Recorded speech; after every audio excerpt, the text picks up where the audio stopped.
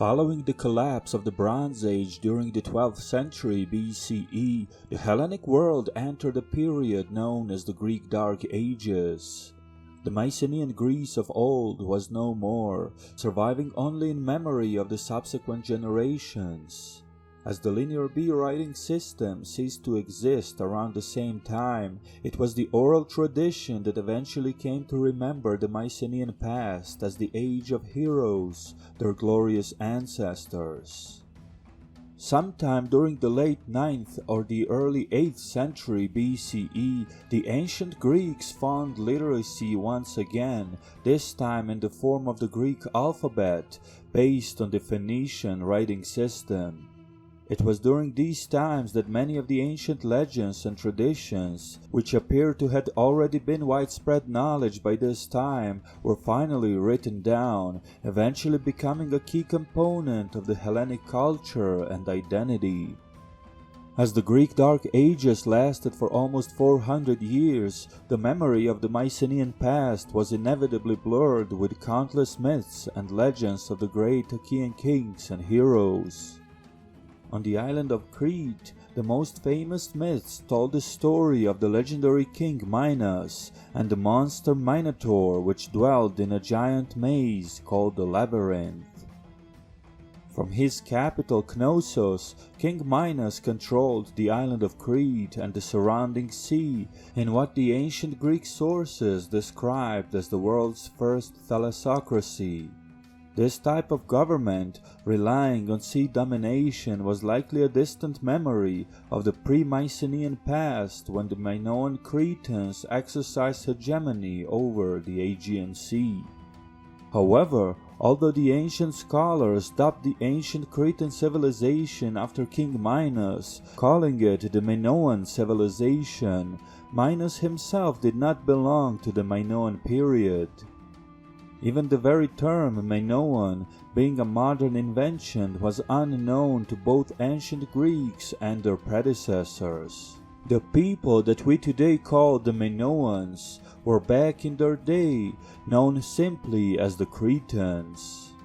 It was after the Mycenaean conquest of the 15th century BCE that they came to be known as the Eteocretans, meaning the true Cretans, and clearly distinguishing themselves from the new Achaean population that had arrived to the island and incorporated Crete into the Mycenaean Greece. King Minos, reigning several generations after the mentioned conquest, was himself an Achaean and not an Eteocretan, and thus essentially not a Minoan.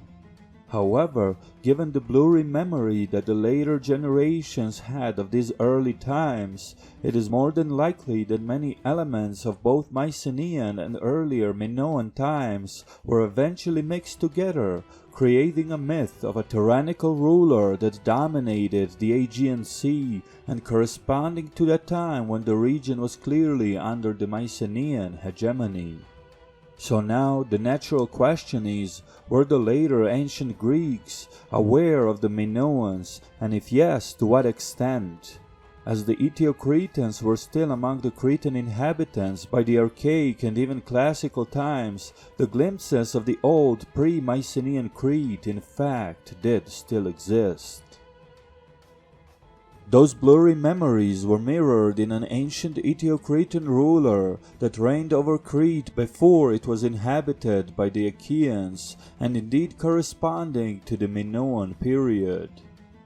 In Greek mythology, he was known as King Kres or Cretheus, the eponymous ruler of the island.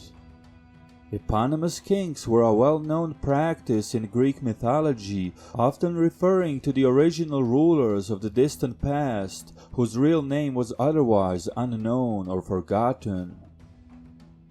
According to different sources, King Kres was either a son of Zeus or a Cretan autochthon, simply born from the Cretan soil itself.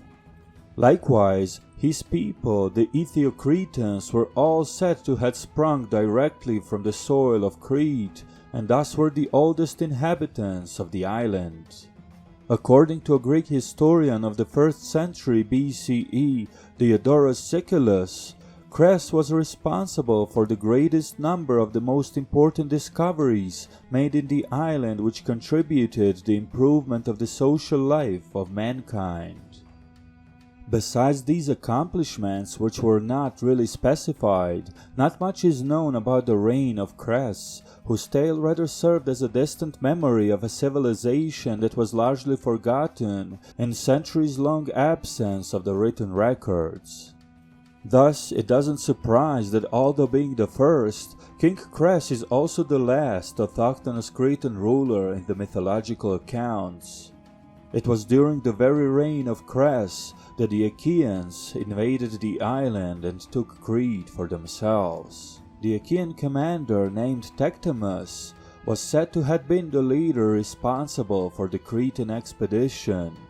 Eteocretans himself was a son of Dorus, an eponymous ancestor of a group that later came to be known as the Dorians. Therefore, besides the Achaean contingent that was being assembled in Aeolus, Eteocretans' force was also strengthened by the Dorian elements, as well as a group of Pelasgians which had inhabited Aeolus at the time. As the Achaean invasion was launched against Crete, the Eteocretan army was dispatched in order to meet the invading force. The Eteocretans, although being hailed as the builders of a civilization that was perhaps the most advanced of its time, ultimately proved to be no match for the warrior society of the Achaeans, and eventually it were the invaders that emerged victorious.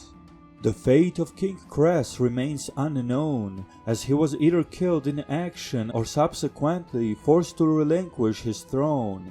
Either way, Eteocretans went on to marry one of Kres's daughters, thus claiming the throne for himself and becoming the new king of Crete.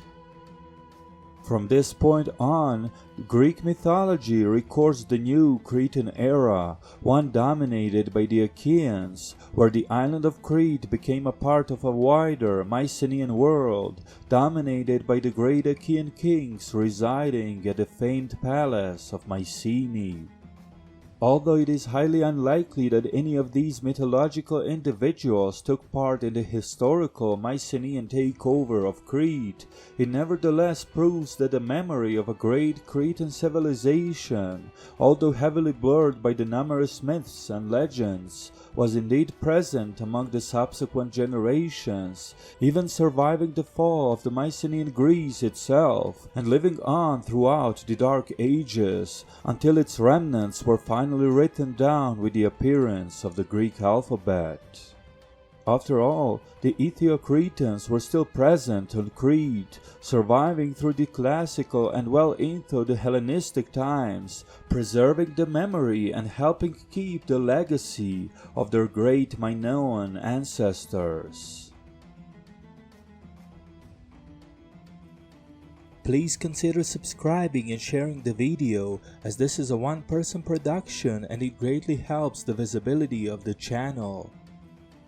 Special thanks to History with Sai, Nico, Chris Ernst, Panayotis Yiannopoulos, Fred Leckie, Vineyard Illuminations and Estate Care for their continuous support. If you wish to join our Patreon community and partake in the decisions for some of our future videos, feel free to click the link in the video description. This was WanaxTV, and we'll see you again soon.